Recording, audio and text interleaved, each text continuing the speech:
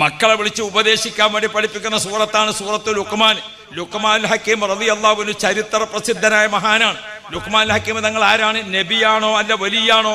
വദുൽഖർനൈനി ലം യുഅറഫ് നബിയ കദാ ലുഖ്മാനു ഫഹദർ അൻ ജിദാലി. വിശുദ്ധ ഖുർആനിൽ പേര് പറഞ്ഞ രണ്ട് മഹാന്മാർ, ഒന്ന് ദുൽഖർനൈനി തങ്ങളും ഒന്ന് ലുഖ്മാനുൽ ഹക്കീം തങ്ങളും. രണ്ടുപേരും നബിമാരാണോ അല്ല ഔലിയാക്കളാണോ? ചരിത്രത്തിൽ രണ്ട് അഭിപ്രായവും കാണാം. തർക്കത്തിന് പോകേണ്ടതില്ല, മഹാന്മാരാണ്. ആ ലുഖ്മാനുൽ ഹക്കീം റളിയല്ലാഹു അൻഹു വല്ലാത്ത മഹാനാണ്. പ്രിയപ്പെട്ട ഉമ്മപങ്ങന്മാരെ, ചെറുപ്പക്കാരെ, ലുഖ്മാനുൽ ഹക്കീം റളിയല്ലാഹു അൻഹു ഉമ്മാനെ ശുശ്രൂഷിച്ച് സ്വർഗം വാങ്ങിയ ആളാ. ആ ലുഖ്മാനുൽ ഹക്കീം റളിയല്ലാഹു അൻഹു മോനെ ഉപദേശിക്കുന്ന ഉപദേശം കാണാം. എന്താണ് ഉപദേശം? ആ ആയത്തൊന്ന് എണ്ണി നോക്കണം. നമ്മൾ ആയത്തൊന്ന് എണ്ണി നോക്കണം. എന്താണ്? യാ ബുനയ്യ, കുഞ്ഞി മോനെ എന്ന് വിളിച്ചുകൊണ്ട് വാപ്പ മകനെ ഉപദേശിക്കുന്ന ആയത്തിന്റെ നമ്പർ എത്ര? 13. അടുത്ത ആയത്ത് 14, അടുത്ത ആയത്ത് 15, അടുത്ത ആയത്ത് 16, അടുത്ത ആയത്ത് 17. അതാ ബാല്യം ഇങ്ങോട്ട് കഴിഞ്ഞ് കൗമാരത്തിലെത്തിയിരിക്കുന്ന സമയത്ത് കണ്ടങ്ങൾ ആയത്ത് കൊണ്ട് ഉപദേശിക്കുന്ന ആയത്തിന്റെ റക്കമത്രയാന്നറിയോ?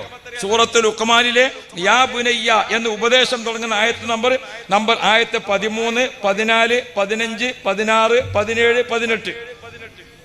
ഈ ആയത്തുകളാണ്. എന്താണ്?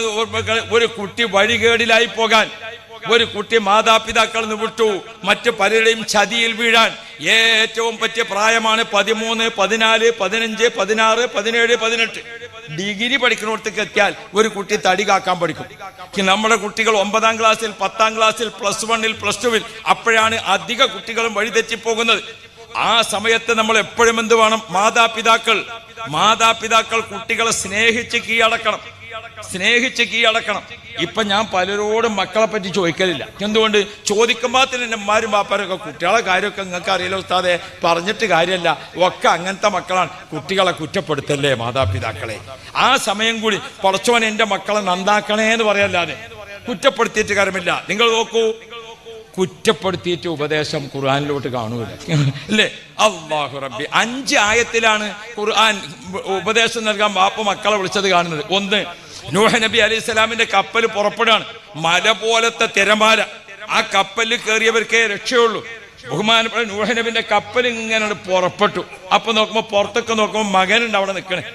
നൂഹ് നബിന്റെ മകനുണ്ട് പുറത്ത് നിൽക്കണേ. നമ്മളാണെങ്കിൽ നമുക്കേ ദീക്കായിരിക്കുമെന്നാ പറയാം അല്ലേ? ബഹുമാനപ്പെട്ട ലുഖ്മാനുൽ ഹക്കീം ബഹുമാനപ്പെട്ട നൂഹ് നബി അലൈഹി സ്വലാം തന്റെ മകനെ വിളിക്കുന്ന എങ്ങനെ? യാ ബുനയ്യ, പൊന്നുമോനെ, യാ ബുനയ്യ, പൊന്നുമോനെ, ഇർകം മഅനാ.